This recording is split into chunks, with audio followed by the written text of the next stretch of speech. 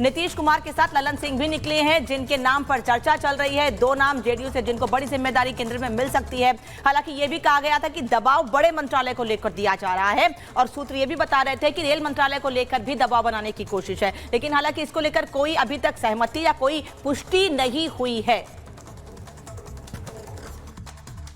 आपको नीतीश जी से मतलब है ना? हमको नीतीश जी से मतलब है। नीतीश जी हमारे नेता है, जो निर्णय करेंगे।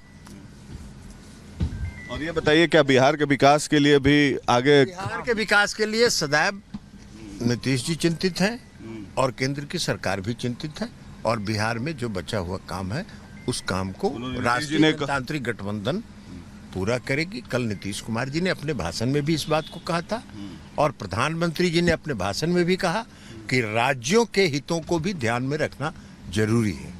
राज्यों के हित मतलब स्पेशल कैटेगरी स्टेटस? हमको नहीं मालूम है, ये आप स्पेकुलेट करिए, आप स्पेकुलेट कर सकते हैं।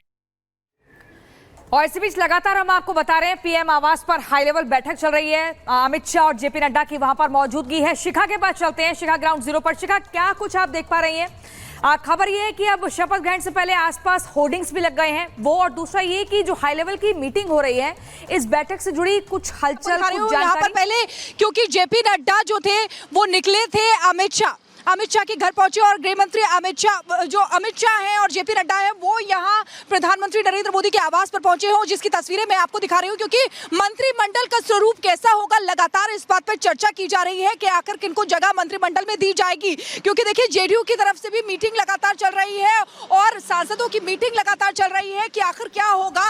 तो तैयारियां लगातार चल रही है, बैठकों का दौर लगातार जारी है। कल भी मैराथन बैठकें हुई थी, और आज सुबह से ही जेपी नड्डा अपने आवास से निकले, अमित शाह के घर पे पहुंचे, फिर अमित शाह और जेपी नड्डा वहां से निकलकर प्रधानमंत्री आवास पर आए हैं प्रधानमंत्री नरेंद्र मोदी से मिलने। अभी इस समय वो अंदर मौजूद हैं, और देखिए लगातार जो मंथन और चिंतन किया जा रहा है। क्योंकि पिछली बार की अगर बात करें 2019 और 2014 की, बहुमत की सरकार थी, बीजेपी बहुमत में थी, तो कोई प्रॉब्लम नहीं थी। लेकिन इस बार एनडीए है, तो ऐसे में तमाम जो गठबंधन के जो दल हैं उनको साथ लेके चलना है। ये चुनौती बीजेपी के सामने भी है। ऐसे में ऐसा स्वरूप तैयार किया जाए जिससे सभी को सेटिस्फैक्शन हो सके और सभी दल जो है वो खुश रह सके। कल जो हमें तस्वीर देखने को मिली थी, उसमें साफ साफ हमने देखा था कि किस तरीके से एक समर्थन जो है वो चंद्रबाबू नायडू की तरफ से भी दिख रहा था, नीतीश कुमार की तरफ से भी दिख रहा था, और वो जो ट्यूनिंग है वो पूरे 5 साल तक बनी रहे, उसी को लेकर यहाँ पर देखिए चर्चा लगातार की जा रही है।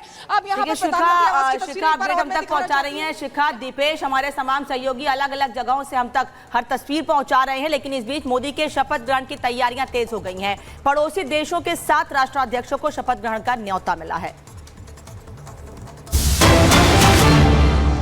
और दिल्ली में राष्ट्राध्यक्षों के होर्डिंग भी लगा दिए गए हैं। जिन जिन लोगों को न्योता दिया गया है, जिनकी ओर से हामी भरी गई है शपथ ग्रहण में शामिल होने के लिए, 7 राष्ट्राध्यक्षों के होर्डिंग लगे हैं दिल्ली में अलग अलग जगहों पर। प्रधानमंत्री के तौर पर नरेंद्र मोदी तीसरी बार शपथ लेने वाले हैं, और इसको लेकर विदेशी मेहमानों को भी बुलाया गया है। खासतौर पर पड़ोसी मुल्क जो हैं, श्रीलंका से, म्यांमार से, वहां से भी राष्ट्राध्यक्षों को बुलाया गया है, जो कि इस तीसरी बार शपथ ग्रहण में शामिल होंगे। और ये पोस्टर आपको दिखा रहे हैं जो कि दिल्ली की सड़कों पर लगाए गए हैं।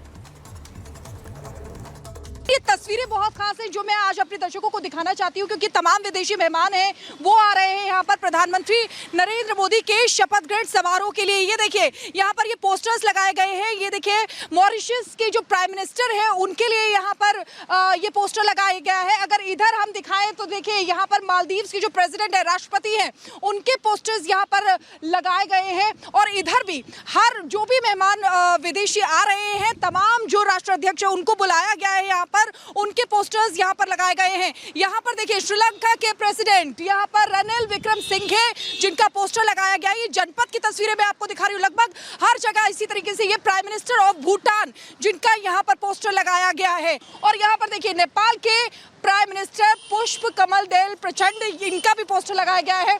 और कौन कौन आ रहा है ये आपको बता दो। सेशेल्स के वाइस प्रेसिडेंट जो है वो मिस्टर अहमद अफीफ, ये भी यहाँ पर पहुंच रहे हैं। और एक और पोस्टर पे आपको दिखा देती हूँ, ये तमाम वो मेहमान हैं जिनकी तस्वीरें मैं आपको दिखा रही हूँ, जो यहाँ पर कल प्रधानमंत्री नरेंद्र मोदी के शपथ ग्रहण समारोह में आने वाले हैं। आपको पोस्टर दिखा रही है जो दिल्ली में लगे हुए हैं जगह जगह पर। बाकायदा नाम भी उन्होंने बताया कि किन कौन लोग इनवाइट किए गए हैं और कौन कौन लोगों ने हामी भरी है, जिसके बाद पोस्टर लगाए गए हैं। एक बार फिर आपको मैं विदेशी मेहमान मोदी के दिखा देती हूँ कौन कौन है जो कल यानी कि 9 जून को शपथ ग्रहण में शामिल होने के लिए पहुंचने वाले हैं। सबसे पहला नाम इसमें है जिग्मे शेखर नामग्याल वांगचुक का, जो कि भूटान के नरेश हैं। कुल 7 राष्ट्राध्यक्षों को बुलाया गया है, इनके पोस्टर भी दिल्ली में बाकायदा लगाए गए हैं। रानिल विक्रमसिंघे जो कि श्रीलंका के राष्ट्रपति हैं, उनको भी शामिल होने के लिए शपथ ग्रहण में बुलाया गया है। इसके अलावा तीसरे विदेशी मेहमान मोदी के कौन से हैं ये भी आपको बता देती हूँ। पुष्प कमल दहल प्रचंड प्रधानमंत्री नेपाल के हैं और नेपाल से भारत के रिश्ते अच्छे हैं और अच्छे हमेशा से रहेंगे और इसीलिए उनको भी बुलाया गया है इस शपथ ग्रहण में। शेख हसीना प्रधानमंत्री हैं बांग्लादेश की, उनको भी इस शपथ ग्रहण में शामिल होने के लिए बुलाया गया है, उनकी तरफ से भी हामी भर दी गई है। इसके अलावा जो चौथा नाम है वो आपको बता देती हूँ, प्रविंद जुगनाथ जो कि मॉरिशस के प्रधानमंत्री हैं, उनको भी शपथ ग्रहण में शामिल होने के लिए इन्वाइट किया गया है, उनके भी दिल्ली में पोस्टर लगाए गए हैं। तो ये वो नाम है। जी बिल्कुल। और देखिए दीपेश भी हमारे साथ लगातार बने हुए हैं। दीपेश, हम बता रहे हैं देखिए 7 राष्ट्राध्यक्षों के होर्डिंग्स लग गए हैं, आ रहे हैं नेपाल से, भूटान से, श्रीलंका, मॉरिशस। ऐसे में क्या कुछ हलचल आप वहां पर सड़कों पर देख पा रहे हैं? क्योंकि हम सुबह दिखा रहे थे कि बीजेपी दफ्तर हो या जेपी नड्डा का आवास हो, यहां पर भी शपथ को लेकर तैयारियां जबरदस्त चल रही हैं।